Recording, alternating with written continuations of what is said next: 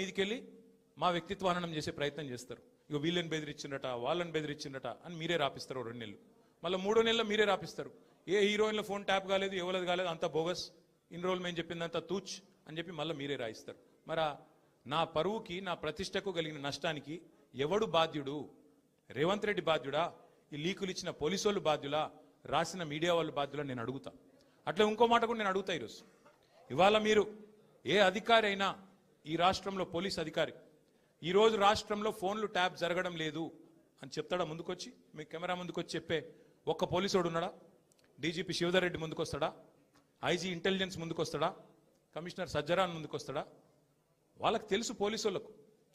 భారతదేశంలో స్వాతంత్రం వచ్చిన తర్వాత ఆనాటి నుంచి ఈనాటి వరకు, నెహ్రూ గారి టైం నుంచి ఈరోజు మోడీ గారి టైం దాకా గూఢాచారి వ్యవస్థలు ఎప్పటికప్పుడు పనిచేస్తూనే ఉంటాయి. గూఢాచారి వ్యవస్థ ఎందుకు పనిచేస్తుంది? పోలీస్ నిఘా వ్యవస్థ ఎందుకు పనిచేస్తుంది? ఎవరన్నా ప్రభుత్వాలను అస్థిరపరిచే కుట్ర చేసినా, దేశంలో శాంతి భద్రతల సమస్య తలెత్తే విధంగా వ్యవహారం చేసినా, లా అండ్ ఆర్డర్ ఇష్యూ వచ్చే విధంగా ఏమైనా అపభ్రష్టపు పనులు చేసినా వాటిని నిరోధించడానికి డెఫినెట్గా పోలీస్ వ్యవస్థ తన పని తాను చేసుకుంటూ పోతుంది. 2015లో మన తెలంగాణ రాష్ట్రం ఏర్పడ్డ తొలినాళ్లలో మా ఎమ్మెల్యే గారిని ఒకరిని కొనడానికి ఒక దొంగ 50 లక్షల రూపాయల బ్యాగ్తో వచ్చి దొరికిండు. దొరికిన తర్వాత ఆ దొంగ మీద ఏమైనా నిఘా పెట్టిండ్రేమో పోలీసులు. మాకేం తెలుసు? మాకేం సంబంధం? పోలీసులు దొంగలు, వాళ్ళకు సంబంధం ఉంటుంది, మాకేం సంబంధం? మధ్యలో రాజకీయ నాయకత్వానికి. ఇవాళ వాస్తవం ఏంది? 2015లో ఏ దొంగనైతే దొరికిండో 50 లక్షల రూపాయలతో అడ్డంగా రాష్ట్రం మొత్తం చూస్తుండగా ఆ దొంగ ముఖ్యమంత్రి అయి కూర్చున్నాడు. ఆ దొంగకి ఏమనిపిస్తున్నది? మిగతా వాళ్ళు కూడా నా లెక్కనే రాజకీయ నాయకులందరూ దొంగ పనులు చేస్తారు, మిగతా వాళ్ళు కూడా నాలాగనే బురద అంటియాలి, వాళ్ళను బదనాం చేయాలి. అందుకే ఏం చేస్తున్నాడు? విచారణ పేరిట ఆదేశాలు జారీ చేస్తా ఉన్నాడు. ఒక 3 రోజుల కిందట హరీష్ రావు గారు ఒక ప్రెస్ మీట్ పెట్టినారు తెలంగాణ భవన్లో. ఏమని మాట్లాడినారు? సింగరేణి కాలరీస్ ఏదైతే ఉన్నదో అక్కడ 1000 కోట్ల బొగ్గు కుంభకోణం జరిగింది. దానిలో ప్రధాన ముద్దాయి రేవంత్ రెడ్డి గారి బావమరిది సృజన్ రెడ్డి. ఆయన కింగ్ పిన్ గా ఉంటూ ఈ అక్కర లేని సైట్ విజిట్ సర్టిఫికేషన్ భారతదేశంలో ఎక్కడ ఏ కోల్డ్ ఫీల్డ్లో లేదు.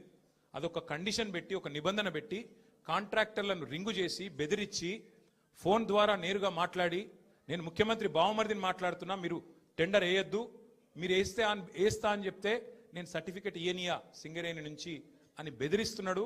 బెదిరించి ఈ మొత్తం స్కామ్ చేసింది రేవంత్ రెడ్డి గారి బావమరిది అని హరీష్ రావు గారు ఆధారాలతో సహా, ఎట్లా మా గవర్నమెంట్లో మైనస్ టెండర్లు పోతుండే, ఎట్లా కాంగ్రెస్ రాగానే ఈ నిబంధన పెట్టడం వల్ల +22% +14% టెండర్లు ఎట్లా పోతున్నాయి, ప్రజాధనం ఎట్లా కొల్లగొడుతున్నారు, సింగరేణితో ముఖ్యమంత్రి గారు ఎట్లా ఫుట్బాల్ ఆడుతున్నారు, సింగరేణి సంస్థని తన కామధేనువుగా ఎట్లా మార్చుకున్నారు, ఇవన్నీ వివరంగా చెప్పినారు.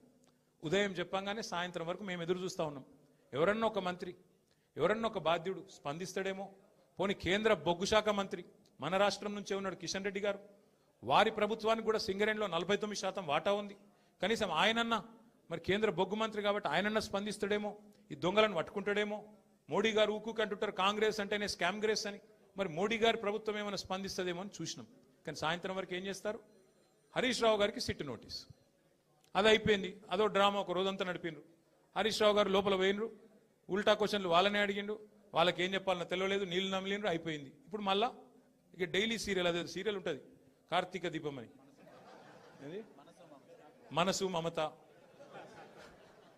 ఆ టైప్లో మళ్ళీ ఈరోజు నాకు, రేపు ఎల్లుండి ఇంకొకరికి. ఇది ఒక టైంపాస్ ప్రోగ్రాం తప్ప ఇలా అయ్యేది ఏమీ లేదు, వచ్చేది ఏమీ లేదు. మా సోదరులు వాలంటరీ రిటైర్మెంట్ తీసుకున్న additional director general of police RS Praveen గారు మిగతా విషయాలు మీకు అన్నీ చెప్తారు, నేను ఎక్కువ చెప్పా. ఎందుకంటే వారు ఇటున్నారు, వారు అన్ని విషయాలు వారు వివరంగా చెప్తారు. ఎందుకంటే వారు గతంలో ఐపీఎస్ ఆఫీసర్గా పనిచేసినారు, వారి తర్వాత ప్రెస్ మీట్ పెట్టి అన్నీ చెప్తారు. కానీ ఒకటి మాత్రం వాస్తవం, ఇవాళ రేవంత్ రెడ్డి గారు ఆయన దొంగ కాబట్టి, అడ్డంగా దొరికిన దొంగ కాబట్టి, ఇంకా దొంగ పనులు చేస్తూనే ఉన్నాడు కాబట్టి, అదేదో సినిమాలో బ్రహ్మానందం గారు దొంగ ఉంటాడు, ఉరుకురికి దొరికిపోతుంటాడు, అట్లాగే ఈయన కూడా, ఈయన స్పెషాలిటీ ఏంటంటే ఉరికి దొరికిపోతాడు. ఆయన సింగరేణిలో దొరుకుతాడు, మూసీలో దొరుకుతాడు, హైడ్రాలో దొరుకుతాడు, ఎక్కడ పడితే అక్కడ దొరికిపోతాడు. హిల్ట్ కుంభకోణంలో దొరుకుతాడు, లగచర్లలో దొరికిపోతాడు. దొంగ ఫాస్ట్గా దొరికిపోవడం రేవంత్ రెడ్డి గారి స్పెషాలిటీ. ఇంకా విచిత్రం ఏంటంటే ఇవాళ ఒక దొంగ లేడు ఈ రాష్ట్రంలో, దండుపాలెం ముఠా ఉంది ఈరోజు. క్యాబినెట్ ఎవరిది వాళ్ళు అందిన కాడికి దోచుకోనే స్కీమ్లో భాగంగా ఈరోజు వాళ్ళు దోచుకుంటా ఉన్నారు. ఆ దోపిడీని మేము బయట పెడుతుంటే వాళ్ళకి ఎక్కడ లేని మంట వస్తున్నది మా మీద. మాకేం ఫరక్ పడది. మీకు తెలియదు కానీ మీడియా వాళ్ళు మీరు కూడా మాకు తెలియకుండానే సాయం చేస్తున్నారు. మీరేమనుకుంటారంటే ముఖ్యమంత్రి చెప్పిండు మేము ఇట్లా కేసు నోటీసులు వచ్చినాయి, మరి వీళ్ళని ఏదో విచారిస్తున్నారు అని చెప్పి లోపల మేము బొంగనే ప్లేట్ బ్రేకింగ్లు పెట్టి గుచ్చి అడుగుతుండ్రు అని మీరు పెడతారు. మాకేం బాధ లేదు, ఎందుకంటే 100 కోట్ల పబ్లిసిటీ మీరు ఫ్రీగా మాకు ఇస్తున్నారు. మాకేం బాధ లేదు.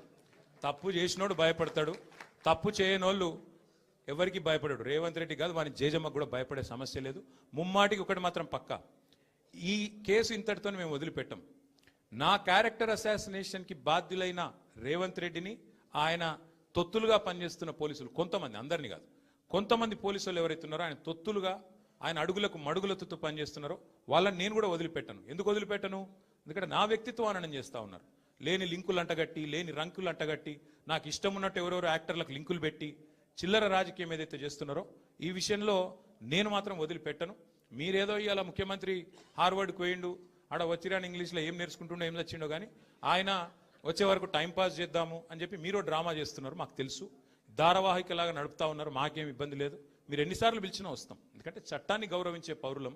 తప్పకుండా వస్తాం. మేము తప్పు చేయలేదన్న మాటనే చెప్తాము.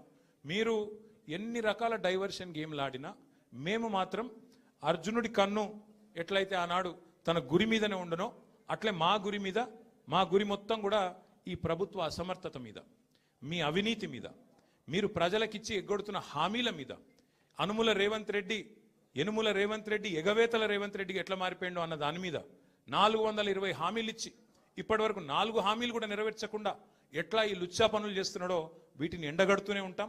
100% వదిలిపెట్టకుండా ప్రాణం పోయేదాకా పోరాడుతూనే ఉంటాం. ఎవరికి భయపడకుండా, ఎవరికి తలవంచకుండా నిఖార్సైన తెలంగాణ బిడ్డలుగా, కేసీఆర్ గారి సైనికులుగా, కేసీఆర్ గారిని తిరిగి ముఖ్యమంత్రి పక్షాలను మరి కావాలని హరాస్మెంట్ చేసి ఆ టైప్లో టైంపాస్ పని చేయలేదు. మా నాయకుడు గొప్పతనం ఏంటంటే ఇవ్వని వాగ్దానాలను కూడా నెరవేర్చిన నాయకుడు కేసీఆర్ గారు. మేనిఫెస్టోలో చెప్పని హామీలను, మేనిఫెస్టోలో ఇవ్వని వాగ్దానాలను కూడా నెరవేర్చిన నాయకుడు కేసీఆర్ గారు. ఒక రైతు బంధు అయితేనేమి, ఒక కళ్యాణ లక్ష్మి అయితేనేమి, ఒక కేసీఆర్ కిట్ అయితేనేమి, ఇట్లా చెప్పుకుంటూ పోతే 1-2 కాదు, ఎన్నో కార్యక్రమాలు మేము మేనిఫెస్టోలో చెప్పలేదు. కానీ చెప్పకపోయినా ప్రజాహితం కోసం మరి 10 ఏళ్ల పాటు మేము పనిచేసాం.